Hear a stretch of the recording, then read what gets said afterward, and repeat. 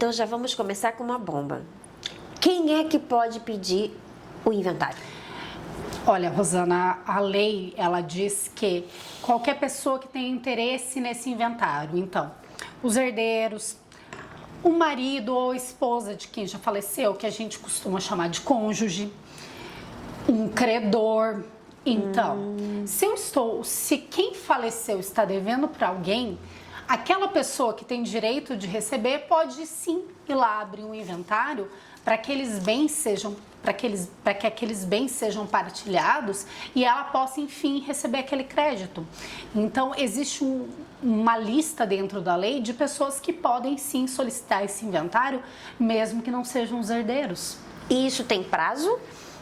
Legalmente falando, eu tenho 2 meses contados da data do óbito. Por que eu estou dizendo 2 meses, gente? A gente teve uma mudança na lei lá em 2015, que começou a valer em 2016, que deixou bem bonitinho dizendo que são 2 meses. Até então eram 60 dias, tá? Mas 60 dias a gente sabe que tem meses que tem 30, outros meses 31 e ainda 28 ou 29, a depender do ano que a gente está trabalhando. Então, para facilitar a vida de quem precisa fazer o inventário, foi colocado expressamente que o prazo para você apresentar esse pedido é de 2 meses. E se passa o prazo? Você paga multa. Ai! E que multa é essa, Rosana? Toda vez que a gente tem a transmissão de propriedade, se eu estiver falando de dinheiro, se eu estiver falando de um carro, se eu estiver falando de um imóvel, se eu estiver falando de royalties decorrentes de um direito autoral, se eu estiver falando de uma marca, eu tenho que pagar um imposto. E que imposto é esse? Aqui em Santa Catarina, a gente chama esse imposto de ITCMD, Imposto de Transmissão de Bens, Causa Mortes e Doação. Em outros estados, ele pode ter um outro nome, tá? Normalmente, ele é um nome reduzido, ITC ou ITCD, mas no fim das contas é a mesma coisa.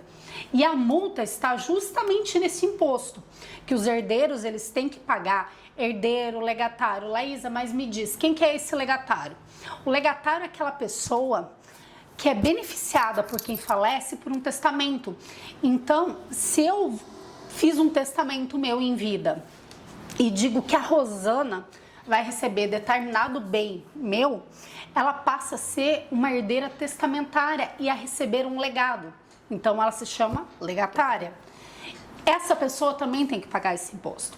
Então, se eu não pago esse imposto ou se eu não apresento o pedido dentro do prazo de 2 meses, que é o que a lei estabelece, eu vou pagar uma multa, que pode chegar até 20% do valor que eu estou devendo para o Estado. É porque o cálculo do ITCMD, ele é totalmente diferente de um ITBI. Já começa por aí. Começa por aí. O ITBI é municipal, o ITCMD ele é estadual, então é o imposto que você paga ao Estado para você legalizar o bem que está lá no inventário. Isso.